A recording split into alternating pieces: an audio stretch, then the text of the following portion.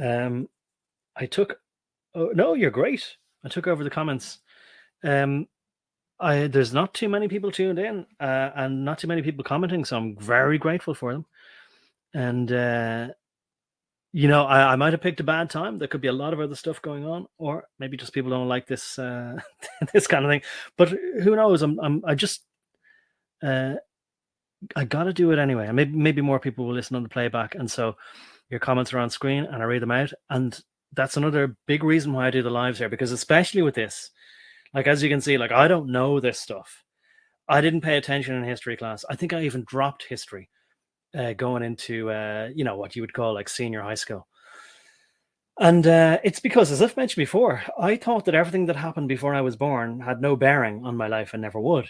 Because why would it? All that was in the black and white days, right? I mean, people in the 60s, like that was ancient history, apart from Vietnam. The Vietnam War somehow seemed like it was in color.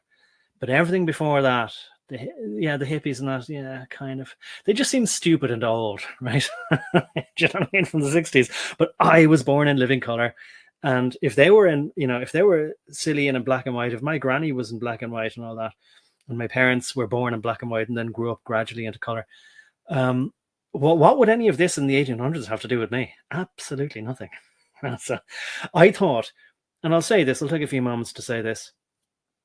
When I went into, sorry, not just went into, no, my whole first 20 years of my life, 30 years, I guess, 20 years for sure, anyway. I just thought that all the problems had been solved, and we pretty much invented everything, and that all we needed to do was just find a clean and non-dangerous way of generating energy, uh, figure out the last two things in science that we didn't quite know. We just had to refine certain understandings. I was very aggrieved that there was nothing left to invent. I wanted to be an inventor, but everything had been invented.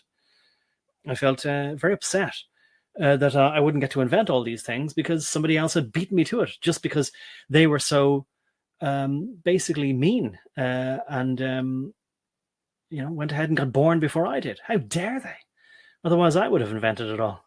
I would have been inventing wheels and what would I have been inventing? Well, I tell you what. Actually, I did have an idea of it, but this is easy, right? It's an invention.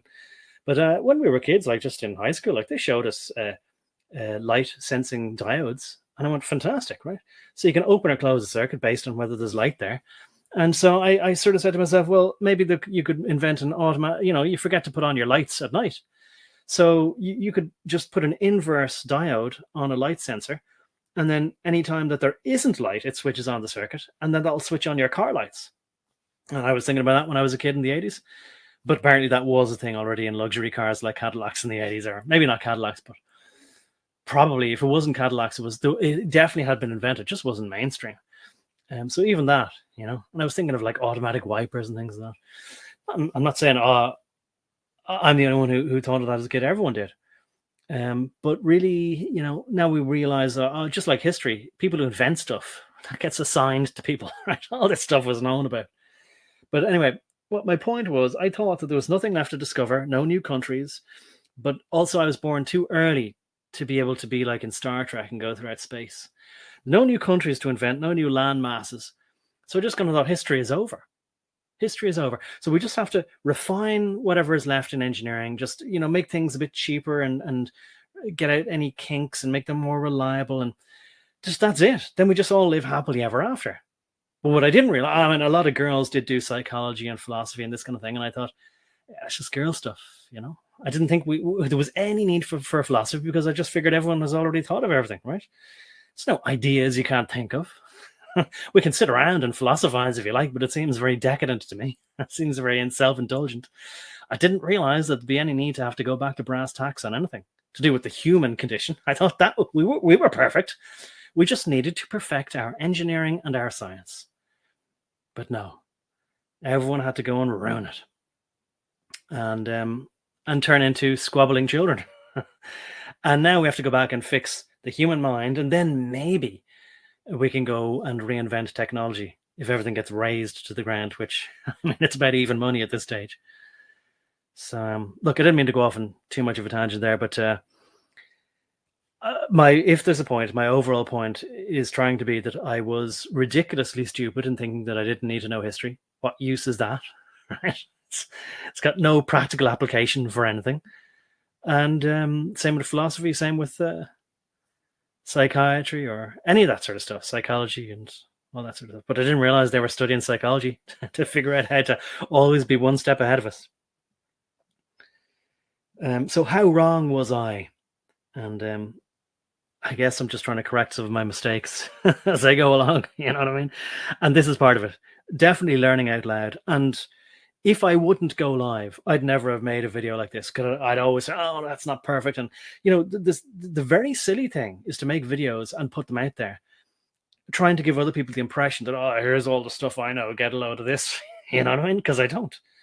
And so I'm not trying to do a humble brag when I'm genuinely saying I love having the comments here because it sparks off not just ideas, but things that tells me things that I never would have thought of. That happens pretty much all the time. And I'm always glad that I did something like this as a live rather than I spent weeks studying and then going back and forth over a timeline, getting the right pictures and all this sort of stuff, obsessing over something. Anyway, I see Sojourner says, I enjoyed this. Thank you. Maybe that means you're dropping off there. I don't know. Let the dogs, lull the dogs want complete attention. All right. Okay. So maybe you have to go attend to that. We are the light at this time, she says. I appreciate the beautiful minds so far and in between.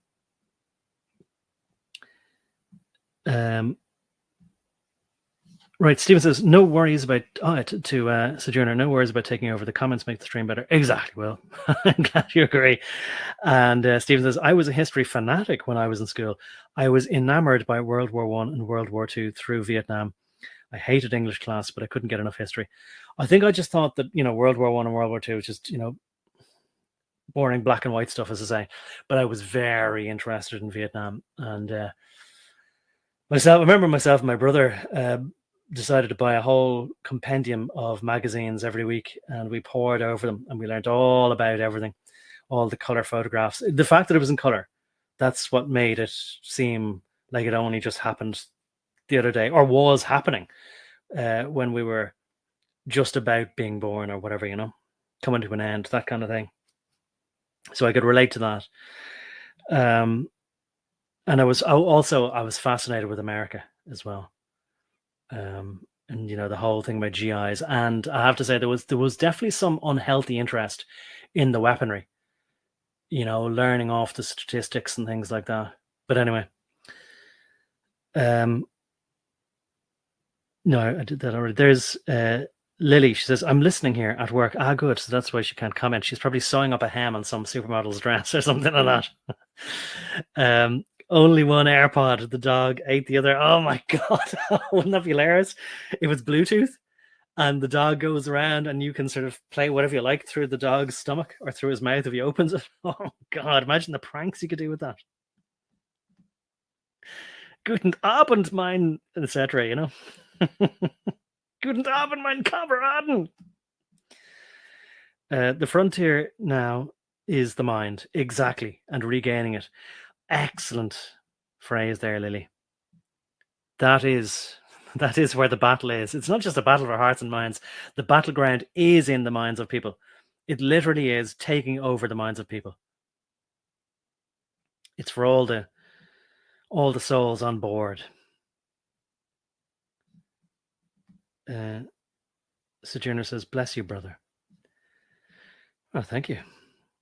And to everyone, yeah. Okay, appreciate it. Right, I'll get on anyway with a bit more history.